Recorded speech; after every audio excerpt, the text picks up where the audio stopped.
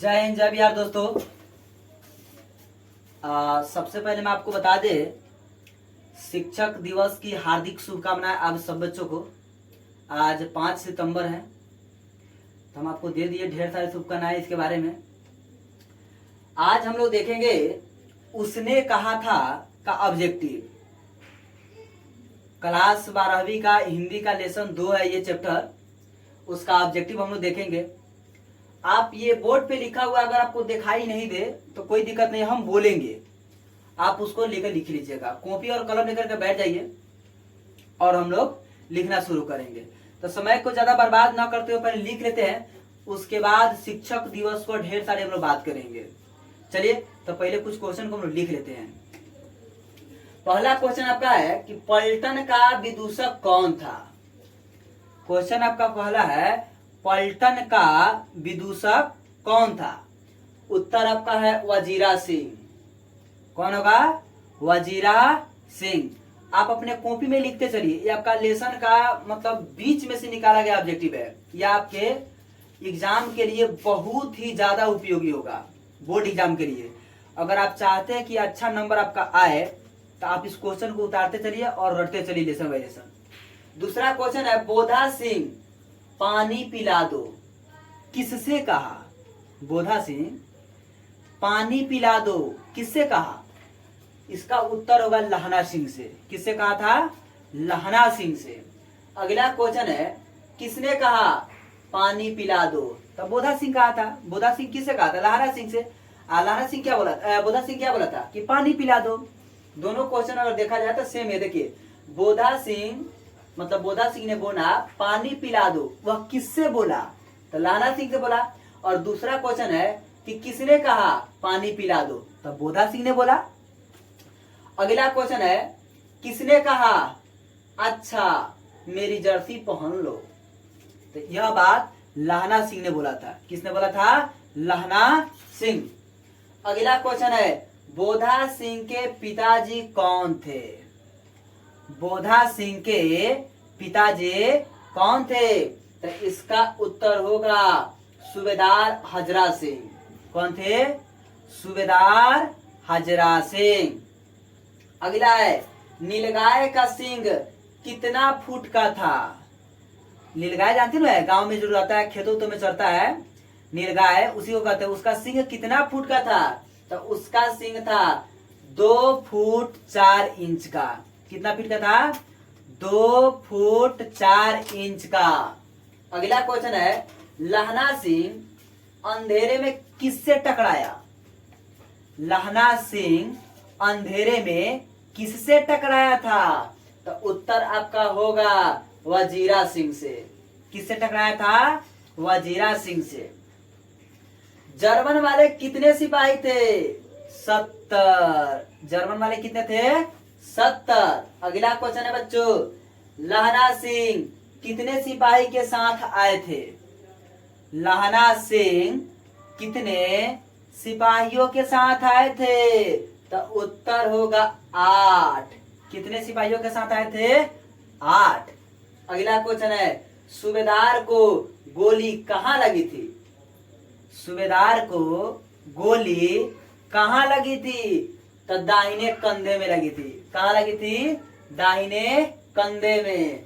अगला क्वेश्चन है अमृतसर में लहना सिंह के कौन रहते थे? मामा। अमृतसर में लहना सिंह के कौन रहते थे? तो उसके मामा जी। ना याद है आपको? मामा जी के केस धोने के लिए दही लाने गया था, तो वहीं पे लड़की से उसको मुलाकात हो गया। लड़की भी बड़ी लाने के लिए गई थी। लड़का लड़की का मुलाकात होता है। लड़का पूछता है लड़की से तेरी कुरमाई हो गई। तो लड़की कहती है धत। तो वह अपने मामा के यहाँ रहता है ना। उसके बाद है पुरानी हिंदी रचना किसकी रचना है? गुलेर जी की। किसकी रचना है? गुलेरी जी कह सकते हैं, चंद्रधर शर्मा गुलेरी या फिर गुलेर जी कह सकते हैं। फिर से बोलते हैं पुरानी हिंदी रचना किसकी है? पुरानी हिंदी रचना किसकी है? तो गुलेर जी की। अगला क्वेश्चन है यानी कि 13 नंबर कीरत सिंह कौन था। कीरत सिंह कौन था? उत्तर होगा लहना सिंह का भतीजा। कौन था? लहना सिंह का भतीजा। अगला है लाना सिंह किस कहानी के पात्र है? उसने कहा था। अच्छा, किस कहानी में लाना सिंह है? तो उसने कहा था, उसने कहा था कहानी के पात्र लाना सिंह है। अगला क्वेश्चन है लाना सिंह का सर अपनी गोद में कौन लेकर बैठा था? फिर से, लाना सिंह का सर यानी कि माथा अपनी गोद में कौन लेकर बैठा था? उत्तर होगा वजीरा सिंह। कौन लेकर बैठा हुआ था? वजीरा सिंह। उसने कहा था किस प्रकार की कहानी है? क्रम प्रधान यानी कि काम प्रधान कहानी है। क्रम प्रधान कहानी है, कर्म। उसके बाद है लाना सिंह किस पद पर था? जमादार के। चौकीदार जानते हैं, चौकीदार जमादार, वे जमादार के पद पर थे। गुलेरी जी ने कुल कितनी कहानी लिखी? तो 3 गो। गुलेरी जी कितने कहानी लिखे हैं? 3 कहानी लिखे हैं। उसने कहा था कहानी में किस शहर का चित्रण है? अमृतसर का। यह कहानी किस शहर की है? तो अमृतसर के। अमृतसर के गुरु बाजार में दोनों मिलता है। लाना सिंह के गांव का क्या नाम था? माझे। लाना सिंह के गांव का क्या नाम था? माझे। अगला है गुलेरी जी किस सदी के लेखक थे? तो 20वीं सदी के। गुलेरी जी किस सदी के लेखक थे? तो गुलेरी जी 20वीं सदी के लेखक थे। उसने कहा था कहानी के नायक कौन है? लाना सिंह। कौन है? लाना सिंह। बुद्ध की कांटा किसकी रचना है? गुलेर जी की। लाना सिंह की मृत्यु किसके गोद में हुई? वजीरा सिंह के। लाना सिंह की मृत्यु किसके गोद में हुई? तो वजीरा सिंह के। बोधा सिंह कौन था? सूबेदार हजरा सिंह का बेटा था। ये हुआ आपका 25 क्वेश्चन हुआ। इस बोर्ड पे ज्यादा क्वेश्चन नहीं अट रहा है, इसलिए कम ही लिखवा। हम आगे क्वेश्चन बोलते हैं, आप उसको लिख लीजिएगा। बोल के आपको लिखवा देंगे, आप लिख लीजिएगा। तैयार रहिए। थोड़ा पानी पी लेते हैं।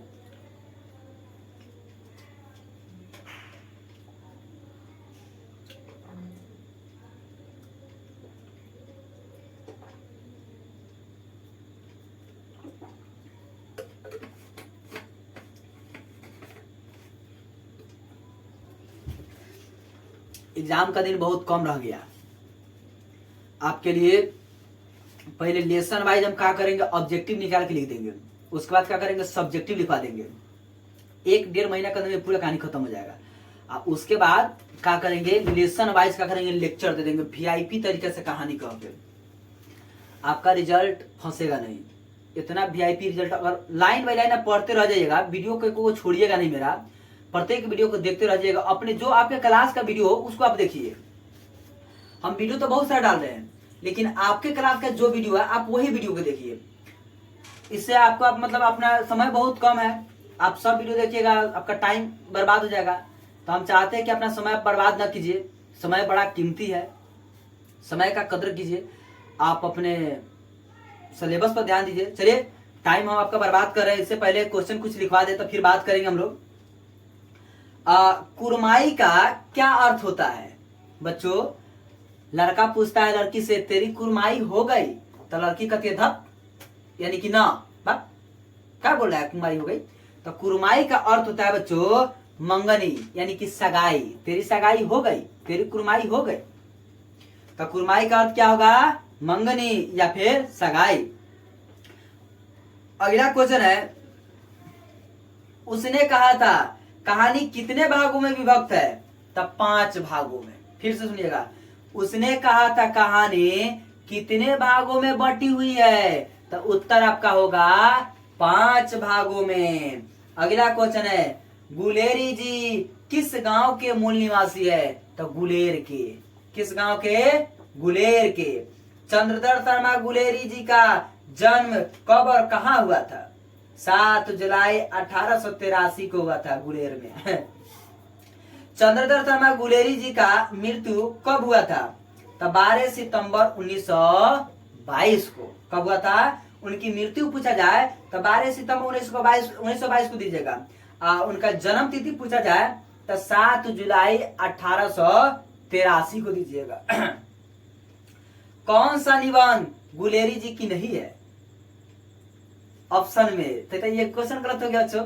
कौन सा निबंध गुलेरी जी की नहीं है? तो 4 गो ऑप्शन रहेगा, तब नु कहिएगा कि सर ये है, ये नहीं है, ये नहीं है, या फिर ये है, ये नहीं है। तो ये क्वेश्चन आपके लिए गलत हो गया ना। अगला क्वेश्चन, चंद्रधर शर्मा गुलेरी किस युग के कहानीकार है? तो द्विवेदी युग का है। किस युग का है? द्विवेदी युग के। चंद्रधर शर्मा गुलेरी के पिता का क्या नाम है? पंडित शिवराम। क्या नाम है? पंडित शिवराम। चंद्रधर शर्मा गुलेरी के पिता का क्या नाम है या क्या नाम था? तो पंडित शिवराम। अगला क्वेश्चन है,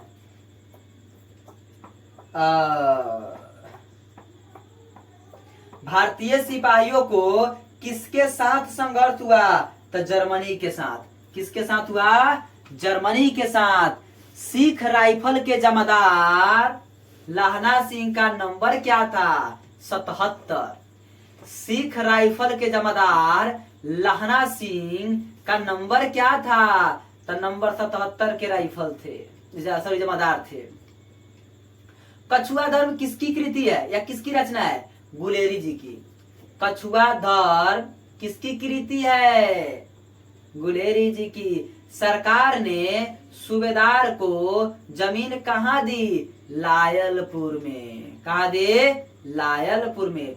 उसने कहा था कहानी कब प्रकाशित हुई? 1915 में। बच्चों इस कहानी को निमन से रगड़ के आप मेमोराइज कर लीजिएगा, दिन रात रगड़िए। जर्मन लेफ्टिनेंट को किसने मार गिराया? लहना सिंह। जर्मन लेफ्टिनेंट को किसने मार गिराया? लहना सिंह। बच्चों हम आपको आज इतना क्वेश्चन दिए, क्लास 12 हिंदी लेसन 2 का ऑब्जेक्टिव दिए। अगर आप इसका सब्जेक्टिव लेना चाहते हैं तो कमेंट कीजिएगा कि सर हमको इसका सब्जेक्टिव भी चाहिए, तो हम आपको सब्जेक्टिव बना के डाल देंगे। वीआईपी तरीके से लिखवा देंगे, आपका नंबर नहीं कटेगा। अगर आप स्मार्ट है, खुद से कर लेंगे तो कोई दिक्कत नहीं है। आप स्मार्ट है तो बहुत अच्छा बात है, ये स्मार्ट के लिए नहीं है, ठीक है ना। तो चलिए इस वीडियो को यहीं पर रोकते हैं, अगला वीडियो का इंतजार कीजिए।